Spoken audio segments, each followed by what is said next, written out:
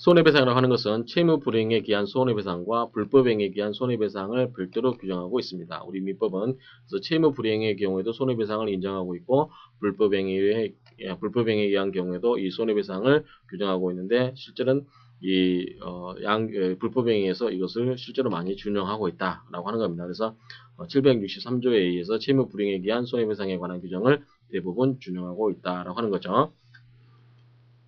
자, 손해배상에서 우리가 어떤 손해를 배상하는 거죠. 손해를 배상하는 건데 이 손해가 뭐냐에 대해서 이제 보십시다. 손해라고 하는 것은 법익에 관하여 받은 불이익이다. 자, 좀 말이 좀 어렵죠? 법에서 보장해주고 있는 이익, 법에서 보장해주고 있는 이익이 불이익을 받은 것이다. 즉 마이너스가 된 것이다라고 하는 거죠. 좀 풀었으면 채무 불이행에 의한 손해는 채무 내용에 젖힌 이행이 있었더라면 채권자가 받았을 이익과 불이행으로 채권자가 받고 있는 이익과의 차액. 그렇죠? 이게 무슨 소리냐면, 자, 채권자가 있고요. 자, 채무자가 있죠? 근데 이 사람이, 자, 이 물건을 채권자한테 넘겨줬더라면, 이 물건을 예컨대 100원에 사가지고, 100만 원에 사가지고 이것을 300만 원에 팔 수가 있었다. 그럴 경우에, 자기가 얼마를 팔 수 있는 거죠? 200만 원의 이익을 받을 수 있는 거죠. 그쵸? 나중에 이제 좀 특별 손해가 될 수도 있는데 예를 들면 그렇다 이겁니다. 그 대신 채권자는 B한테 뭘 줘야 되죠? 값을 줘야 되죠. 그래서 이것을 80만 원 준다라고 했을 때 예컨대 이제 100만 원치 사가지고 100만 원 사가지고 통상적으로 이제 예컨대 100만 원을 팔았다라고 가정하면 80에 사와서 100만 원 파는 거죠. 그런 경우에 이제 통상 손해가 뭐냐면 자, 자기가 볼 수 있었던 이익이 있을 거고 그다음에 자기가 이것을 면함으로써 채무자가 이행을 하지 않음으로써 자기도 뭘 면했죠? 80만 원이라고 하는 어떤 반대급부를 안 해도 되는 거죠. 그래서 이익 받을 금액에서 80만 원을 빼야 되겠죠. 그러한 뜻입니다. 그래서 그러한 불이행으로 채권자가 무슨 이익이 있느냐라고 하는데 이런 게 이익이죠. 채권자도 채무를 이행하지 않음으로써 생길 수 있는 이익이라고 하는 게 있다라고 하는 거죠. 동설 판례는 채무 불이행에 의한 손해의 정신적인 손해도 포함한다. 좀 예외적인 상황인데 이러한 채무 불이행의 경우에도 어떤 정신적인 손해가 있다라고 했을 때 그러한 정신적인 손해도 인정하고 있다라고 하는 거죠. 자, 손해 종류를 보게 되면 나누는 기준에 따라서 여러 가지가 나눠질 수 있습니다. 그런데 이 시간에는 크게 두 가지만 보겠습니다. 재산적 손해와 비재산적 손해죠. 재산적 손해라고 하는 것은 어떤 경제적인 가치가 있어가지고 경제적인 가치적인 어떤 손해가 발생한 거고 재산적 손해라는 것은 우리가 흔히 말하는 게 정신적 손해겠죠. 네가 그것을 이행하지 않았기 때문에 내가 어떤 받은 경제적인 손해 말고도 내가 그걸로 인해서 내가 상심을 했다든지 내가 굉장히 마음이 울적했다든지 그럴 수 있죠. 그러한 경우에 이제 비재산적 손해가 여기에 해당되겠고요. 그 다음에 한 가지 재밌는 거는 채무 불이행 시의 위자료. 자, 비재산적 손해 중에 대표적인 게 위자료죠.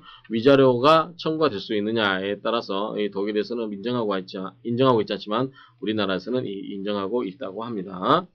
그 다음에 적극적 손해와 소극적 손해가 있는데 적극적 손해라는 것은 기존에 가지고 있던 이익이 없어지는 거죠.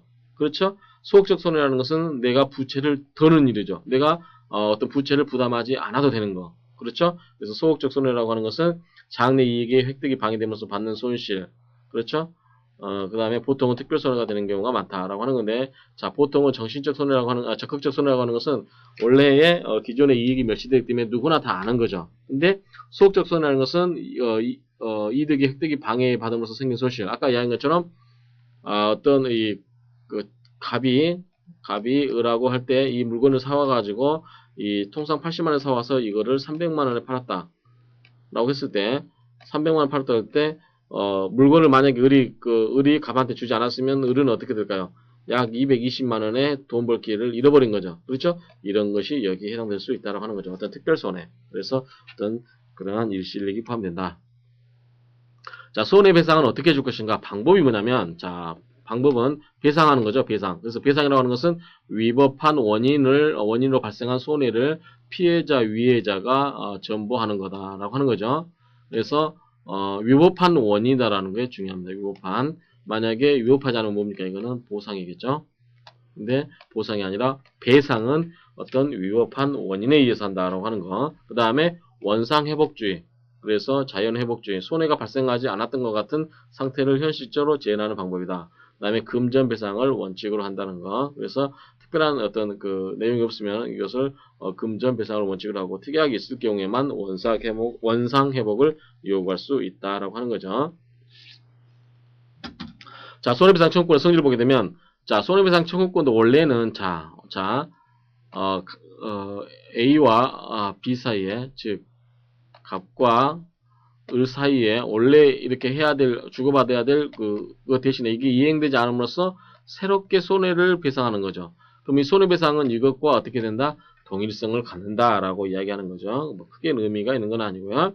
그 다음에 본래 채권의 담보는 손해배상 청구권에도 미친다라고 하는 거죠. 그래서 본래 채권의 담보는 손해배상 청구권에도 미친다.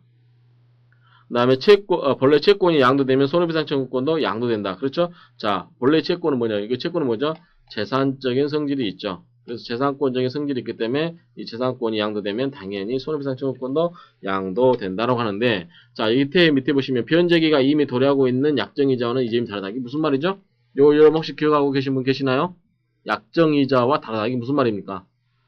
아마 혹시 또 많은 부분이 까먹었을 텐데 우리가 채권의 종류 해가지고 금전채권하고 이자채권 이런 거 공부하신 거 생각나시죠? 그쵸? 앞에서 1주차, 2주차에서 배우신 걸로 이게 생각이 될 텐데, 자, 이게 무슨 소리냐면, 자, 원래의 이 돈 1000만 원을 꿔주고 이자가 10만 원이, 100만 원 할까요? 100만 원이 이자가 이미 발생을 했습니다. 그래서 다시 이것이 완성된 다음에 이 1000만 원짜리 다시 양도했습니다. 그러면 이것과 같이 가는 게 아니라 이거는 이미 발생한 거잖아요. 그렇죠? 이거는 이미 발생하기 때문에 이것은 뭐죠? 양도가 되지 않고 별도의 권리가 된다라고 하는 거죠. 그런 내용을 공부하시는 게 생각날 겁니다.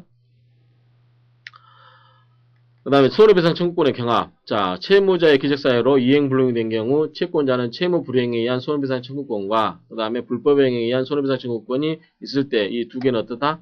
경존이 가능하다. 그래서 원하는 대로 채권자가 이것에 기해서 손해배상을 청구하든 이 불법행위에 기해서 손해배상을 청구하든 그것은 누구 마음이다? 채권자의 마음이다. 라고 하는 것을 청구권 경합설이라 이렇게 이야기합니다. 그래서 청구권 경합설이라고 하는 것은 채무 불이행에 의한 손해배상 책임과 그 다음에 불법행위에 의한 손해배상 책임을 서로 경합하고 그것은 어떤 것을 선택할 것인가는 결국은 이 채권자가 하게 된다라고 하는 취지입니다. 그러면 이 손해배상의 범위를 결정할 때 어떤 기준에서 할 거냐 이거죠. 그래서 우리가 통상적으로 이 원인이 있고 이 결과가 있을 때 이 원인과 결과 사이 어느 정도의 미친 어떤 원인과 어떤 정도의 영향을 미친 결과에 대해서만 손해를 배상할 것이냐라고 하는 범위를 정하게 하는 문제가 생깁니다. 그렇죠? 그럴 경우에 우리가 통상적으로 원인과 결과 사이에 무슨 인과관계? 상당 인과관계. 여러분들이 아마 형법을 공부하시거나 보면 여러분들이 아마 이런 내용들이 나오실 겁니다. 그래서 보통 우리가 대부분 다 상당 인과관계입니다. 그래서 상당 인과관계라는 것은 사회 통념적으로 봤을 때 그 정도의 원인이 있으면 그 정도의 결과가 발생할 것이다 라고 생각되는 부분에서 손해를 배상한다라고 하는 거죠. 그러한 것이 이제 상당 인과관계설인데 아마 우리 저기 형법에서 보면 뭐 조건설, 원인설 뭐 그런 것들이 아마 있었던 걸로 저도 제가 학교 다닐 때 공부할 때 그런 게 생각이 나는데 어찌됐든 이 상당 인과관계라는 것은 원인에서 어느 정도 상당한 영향 관계가 있을 때 그 발생된 결과만 손해를 배상한다라고 하는 거죠. 그렇죠? 그러면 이러한 상당 인과관계에 대해서도 이제 학설이 이제 주관적 어떤 그 사람의 초점을 맞출 거냐 아니면 객관적인 거냐 절충설이냐 이렇게 세 가지가 크게 나눠지는데요. 일단 통설은 이 절충설의 입장에 있습니다. 그래서 이 통설 입장을 보면 자 채무 불이행 당시에 보통인이 알 수 있었던 보통인이 알 수 있었던 벌써 단서가 나오죠. 보통인. 그러면 누구나 그 말이죠. 누구나 예견 가능했던 그런 말이죠. 그래서 보통인이 알 수 있었던 사정과 채무자가 특히 알고 있었던 사정을 함께 고찰한다. 이렇게 되는데 이거는 이제 뭐냐면 보통 사람들이 알고 있었던 거냐, 알고 있었던 사정에 의해서 손해가 발생하면 뭔 손해라고 할 수 있을까? 이거는 통상 손해라고 이야기할 수 있습니다. 이건 나중에 우리 손해배상 범위에 관련해서 393조인가 민법 조문이 있는데 그에 관한 내용 공부할 때 동일한 내용입니다. 그래서 보통인이 알고 있었던 손해, 보통인이 알고 있었던 그러한 원인에 의해서 발생한 손해, 그것을 우리가 통상 손해라고 하고, 그다음에 보통인은 몰랐지만 그 채무자가 특히 알고 있음으로써 또 손해가 발생할 수 있었던 것을 알고 있었던 경우, 그걸 우리가 뭐라고 하면 특별 손해라고 합니다.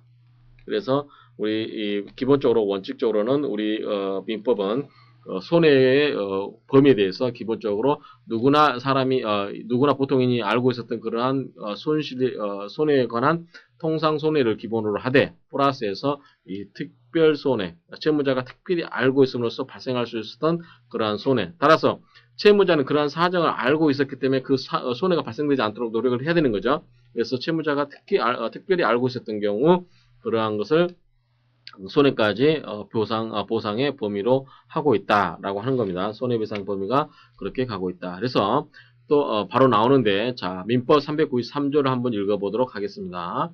손해배상의 범위. 자, 채무 불이행으로 인한 손해배상은 통상의 손해를 한도로 한다. 이게 방금 본, 자, 보통 사람들이 통상적으로 생각할 때 그 정도 원인에서는 그 정도 결과가 발생할 것이다. 그 정도의 손해가 발생할 것이다 라고 보는 그러한 것이 통상의 손해입니다. 그다음 특별한 사정으로 인한 손해는 채무자가 그 사정을 알았거나 알 수 있었을 때 한해서 그러한 배상의 책임이 있다라고 하는 거죠. 그래서 우리나라는 통상 손해와 특별 손해를 다 인정하고 있는데, 특별 손해는 채무자가 알 수 있었을 때 가능하다라고 하는 거죠. 판례통설은 1항은 상당 인과관계 원칙을 선언한 것이고 2항은 절충설 입장에서 고찰의 대상으로 삼는 사정의 범위를 규정한 것이다 라고 이렇게 새기고 있다. 그래서 동일한 내용이죠.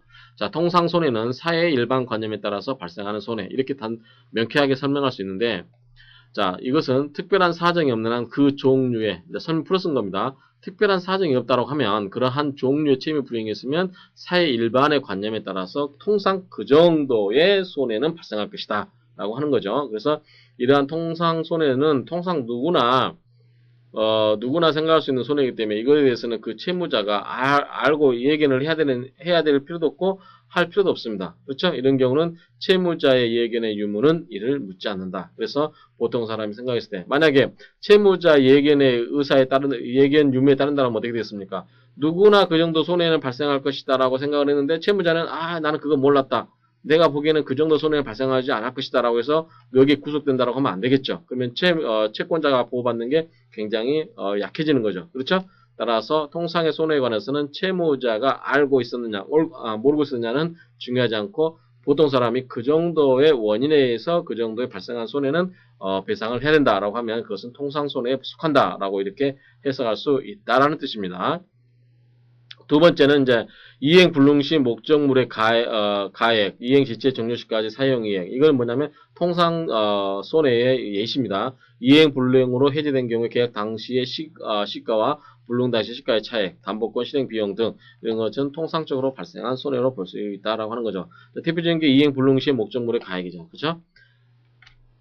자, 특별 손해는, 자, 393조 2항이 있었죠. 이것은 평균인은 알 수 없었다 할지라도 채무자는 알았거나 알 수 있었던 사정에 의해서 그러한 사정을 기초로 판단해서 그 정도 발생한 손해에 대해서 채무자에게 책임을 물리는 것, 이것을 특별 손해라 한다라고 하는 거죠.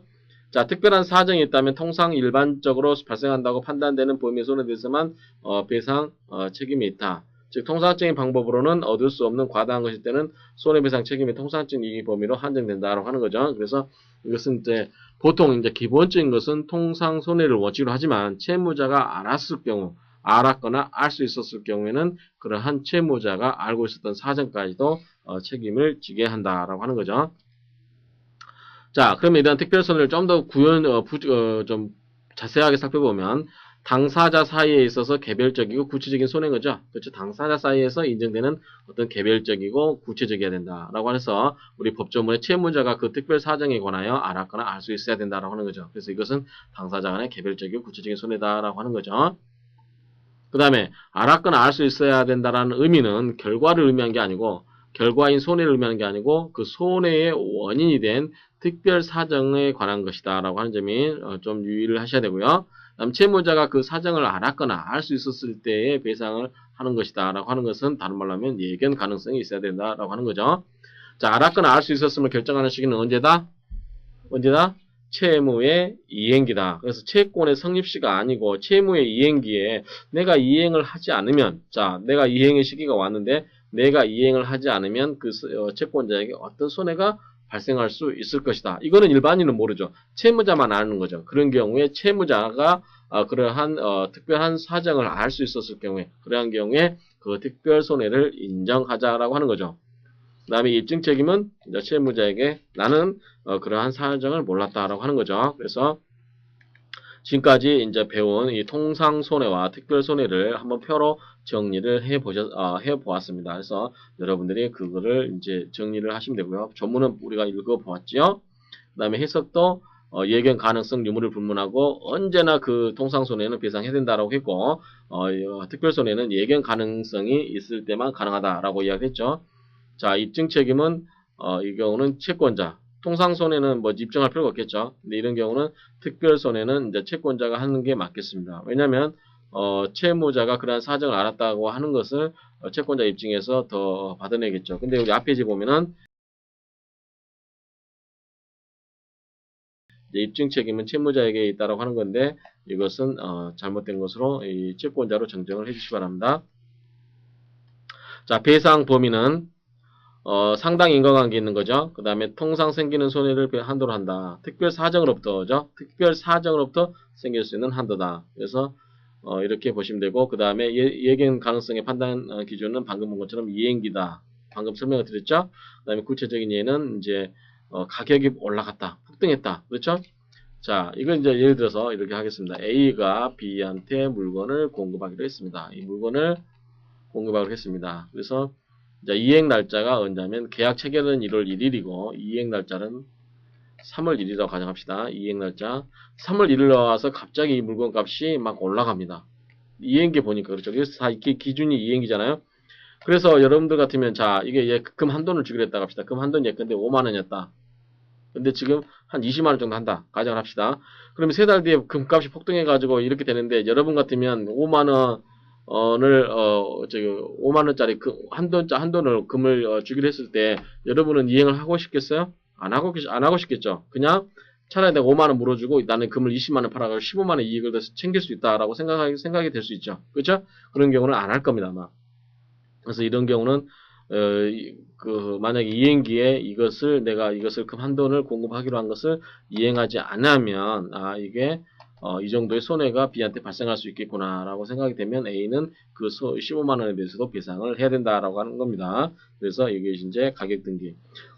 이게 이제 대부분 이제 여러분들 부동산과 관련해 가지고도 이제 그게 나오죠. 갑자기 뭐 평당 얼마 했었는데 갑자기 그가 뭐 뉴타운이 됐다든지 재개발이 된다든지 그런 경우에 그 소식이 나와서 가격이 폭등했을 때 그 주인은 그 계약을 취소하고 싶은데 매수인은 그거를 계약을 강제하거나 만약에 그 사람이 강제를 하지 않으면 그 돈을 배상을 손해배상을 청구하다든지 그런 일이 아마 여러분들이 흔하게 주변에서 목격될 수 있는 일일 겁니다. 그래서 통상 손해와 이 특별 손해는 그렇게 된다라는 거. 그 다음에 배상액 산정의 가격은 이제 재산적 손해가 있고 그 다음에 비재산적 손해가 있는데 비재산적 손해라는 것은 예컨대 정신적인 어떤 피해로 인해서 받아야 될 거고 재산적인 것은 명확하죠. 재산에 관해서 생긴 손해이기 때문에 그래서 재산에 관해서 생긴 손해라고 하는 것은 이제 명확한데 보통은 통상 가격이 있고 특별 가격이 있고 감정 가격이 있다라고 하는 건데 기본적으로는 이 통상 가격을 원칙을 하겠죠. 통상 가격을 기본적으로 원칙을 하되 당사자에게 어떤 특별한 어떤 사정이 있거나 그런 경우는 이러한 특별 가격이라든가 감정 가격에 의할 수 있다라고 하는 거죠. 비재산적 손해는 금전으로 평가하는 것이 불가능하므로 정신적인 타격, 고통, 피해자의 인격, 사회적인 지위, 쌍방 당사자의 자산 상태, 가해의 전후 및 사후의 모든 사정을 널리 고려해서 법원이 자유재량으로 그 금액을 판정을 하게 됩니다. 자, 손해배상의 산정 시기는 언제냐면 이행기로부터 최고 해제, 소외 제기를 거쳐 판결에 이르기까지 사이에 목적물의 가격이 변동하고 있다면 배상액 산정에서 어느 시점으로 할 것인가라고 하는 게 문제가 되는 거죠. 가격이 이렇게 계속 널뛰고 있다라고 하면 어떤 기준으로 해서 그 배상액을 정할 것이냐라고 하는 거죠. 자, 다수설은 사실심, 변론, 정결시를 그때 가격을 손해배상액으로 한다라고 하는 거죠. 그 밖에 다른 책임원인 발생시설이 있는데 다수설은 사실심, 변론, 정결시 이렇게 됩니다. 그래서 아마 여러분들이 법을 공부하시다 보면 대부분 어떤 기준시되는 시점을 이 사실심, 변론, 정결시라고 하는 말이 굉장히 많이 나옵니다. 이뿐만 아니라 다른 데서도 나오기 때문에 여러분들이 그걸 기준으로 생각하시면 되겠습니다. 판례는 이제 어떻게 하냐면 이게 일정하지 않다 이거죠. 판례는 일정하지 않고 여러 가지 이제 사실심, 변론 정결 시기라든가, 그 다음에, 정결시의 시가, 그 가격, 그 다음에, 이행지체의 경우는 최고의 상당 기간, 경과 후의 시가라든가, 그런 식으로, 이제 여러 가지의 기준이 있기 때문에 판결은 일치되어 있지 않다라고 하는 점이 특징이죠. 아까 우리 학설은 어디에 맞춰있죠? 사실심, 변론 정결시. 자, 이행불능의 경우에 판결은 뭐라고 하냐면, 이행불능으로 된 이행불능 당시의 시가 기준이고요. 시가 기준이고, 이행지체는 이제 이행지체 중에 전보배상의 경우는 최고 상당 기간이 경과한 당시의 시가, 혹은 사실심, 변론, 정결시 시가가 표현된다고 한다. 이런 식으로 여러 가지 나눠져 있기 때문에 판례는 불안정하다. 배상액의 장소는 통상가격으로는 채무의 이행지가 되겠죠. 그렇죠?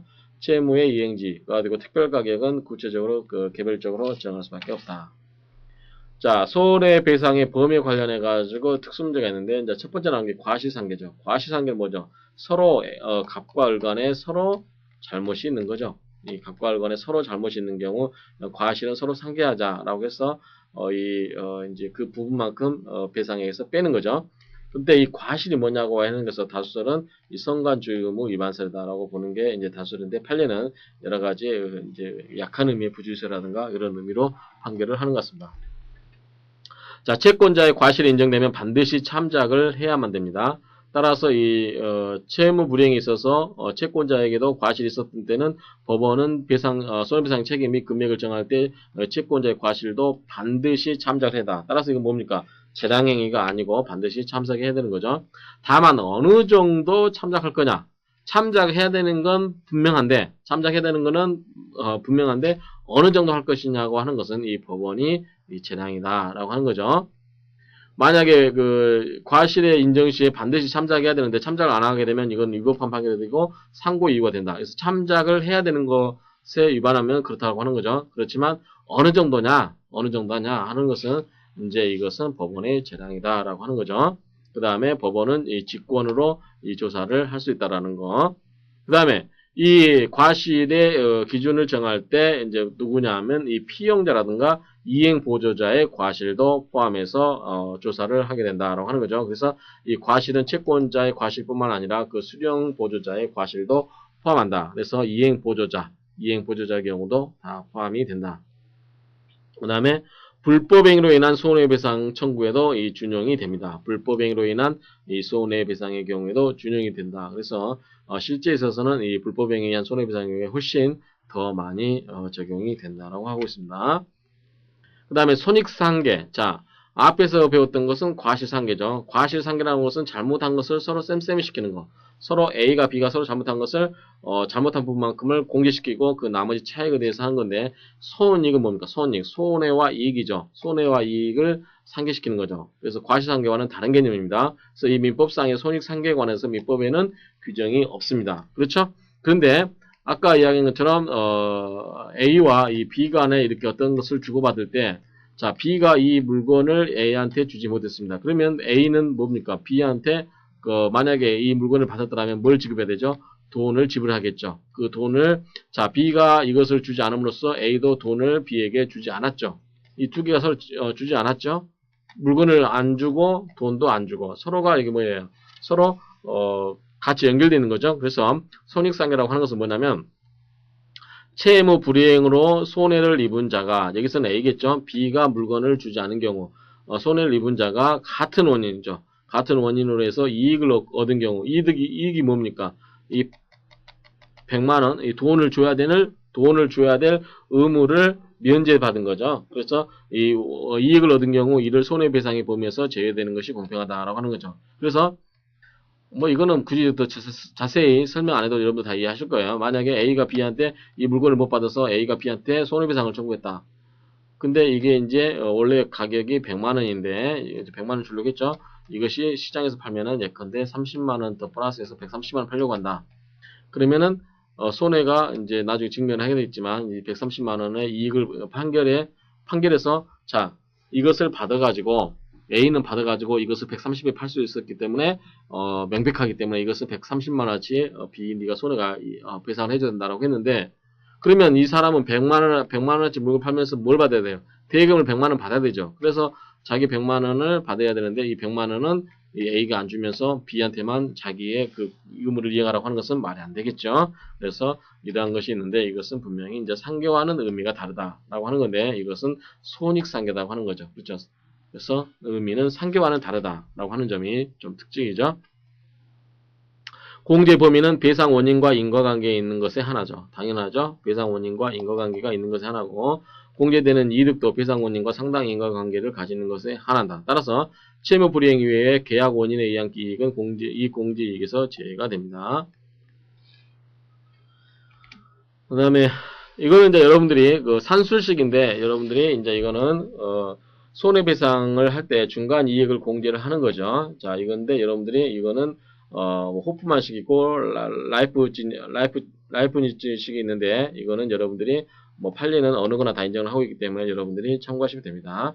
그래서 이거는 여러분들이 공식을 외우실 필요는 없고 이러한 방법에 의해서 한다라고만 이해를 하시면 됩니다. 예컨대 현재의 금리가 여러분들이 아마 현재의 100만 원이 있습니다. 100만 원이 있습니다. 자 10년 뒤에 하루 1년의 이자는 뭐냐면 1년의 이자가 10%라고 가정합시다. 그러면 자 10년 뒤에 이 100만 원의 가치는 얼마일까요? 10년 뒤에는 자 단순히 계산하면 100만 원에다 10%면 1년에 10%면은 1년이면 10년이면 뭡니까? 100%죠. 그러면은 200만 원이 되겠죠. 그렇죠? 100%에서 200만 원. 100만 원, 100만 원에서 200만 원 되는데 이거는 뭐냐면 이제 복리로 한다라고 하면 이 금액이 복잡해질 겁니다. 그렇죠? 자, 이때는 그 금액이 복잡해질 겁니다. 그래서 1년 차에는 110만 원이 되겠죠. 그렇죠? 2년 차는 110만 원에다가 1 플러스 R 또 해서 1.1을 또 곱해야 되겠죠. 이런 경우 계속해서 곱해 나가면 금액이 더 커질 겁니다. 복리는 단위보다. 이런 식으로 여러 가지 식이 있는데 이건 여러분들이 그냥 이런 게 있다라고만 이렇게 이해하시면 됩니다. 자, 금전 채무 불이행의 경우는 어떡하냐. 자, 금전은 특징이 있겠죠. 왜냐하면 금전은 돈이잖아요. 돈이 썩습니까? 돈은 썩지 않습니다. 그렇죠? 그 다음에 돈은 갖고 있으면 여러분들 무슨 생각해요? 반드시 이거는 돈을 갖고 있으면 어떻게 은행에다 놓으면 이자라도 생기는 거잖아요. 그렇죠? 여러분들이 어떤 물건을 가지고 있으면 그 물건이 새끼 칩니까? 안 치죠. 그렇죠? 무생물이기 때문에 안 칩니다. 그렇지만 돈은 여러분들이 새끼를 친다라고 전제를 하는 거죠. 그렇죠? 이게 뭐냐면 이제 금전배상에 관한 게 금전 채무에 관한 어떤 특별한 어떤 속성이 있다라고 하는 거죠. 거기에서 나온 특징이 뭐냐라고 하는 거 보면 자 금전 채무 불이행에 의한 손해배상은 법정 이유를 한다. 그렇죠? 법정 이율이 있기 때문에 이 손해배상액은 법정 이율이 한다. 예컨대 1,000만 원을 꽂았는데 1,000만 원을 꽂아야 되는데 꽂았는데 돈을 안 갖고 있다. 그러면 어떻게 합니까? 1,000만 원 플러스 뭐가 받아요? 1 플러스 이자죠. 이자를 받는 거죠. 그럴 때 이자가 정해지지 않으면 뭐에다 법정 이율을 받는다. 만약에 약정 이율이 있으면 그 약정 이율에 의한다고 하는 거죠. 그래서 당사자 간에 약정이 없으면 법정 이율이고 그렇지 않은 경우는 약정 이율이 있을 때는 약정 이율에 의한다라고 하는 거죠. 만약에 지급 유예령이 뭐냐면 지급하지 않아도 된다. 어떤 국가의 혼동 상태가 있기 때문에 지급을 하지 않아도 된다라고 어떤 그런 훈령이 내려졌을 경우는 그런 것은 그 동안은 지체 책임을 지지 않는다라고 하는 거죠. 그 다음에 지연이자는 이자가 아니라 손해배상 성질을 가지는 것이므로 지연이자의 지급을 지체하면 지연이자에 대해 다시 지연이자가 생긴다. 이것은 복리와 다르다라고 하는 거죠. 그렇죠? 복리와 다른 개념입니다. 복리라고 하는 것은 뭐죠? 그 이자에 또 이자가 붙는 거죠. 그렇죠? 근데 이거는 뭐냐면 지연이자는 그것을 지급하지 않았기 때문에 거기에 대해서 그것은 또 별도의 손해가 되는 거죠. 그렇죠? 예컨대 여러분들이 1,000만 원 꽂았는데 연 10%를 받아야 되는데 다 1년 만에 여러분들 110만 원 받아야 되잖아요. 그렇죠? 아니 10만 원 받아야 되잖아요. 10%면 100만 원이죠. 100만 원 받아야 되는데 이 100만 원을 여러분들이 1년 차에 100만 원 받았더라면 이 100만 원을 다른 은행에다 넣으면 다시 이자가 붙어서 또 돈이 늘었을 겁니다. 그렇죠? 그런 경우에 이것을 관한 이야기가 그런 의미입니다. 그 다음에 지연이자에 관해서는 채권자는 손해 증명을 요할 필요가 없다. 채권자 나 얼마 손해봤어? 자, 내가 1,000만 원 너한테 꽂았으면 네가 1,000만 원을 갚지 않았어. 나는 어떤 손해가 발생했다라고 증명할 필요가 있다 없다? 없다. 왜? 돈은 뭐하니까? 새끼치니까. 그래서 이자가 항상 이자가 불어나니까라고 이렇게 생각을 하시면 됩니다. 그다음 채무자는 나 그거 이자 지급하지 않아야 되는데 왜냐면 나는 그런 과실이 없어라고 항변하지 못한다. 그래서 돈은 항상 뭐다? 새끼를 친다라고 이렇게 한마디로 그냥 이해하시면 되겠습니다. 그래서 이번 시간에는 손해배상에 관한 일반적인 내용들을 공부하셨습니다. 다음 시간에는 손해배상을 계속해서 더 자세하게 보도록 하겠습니다. 수고하셨습니다.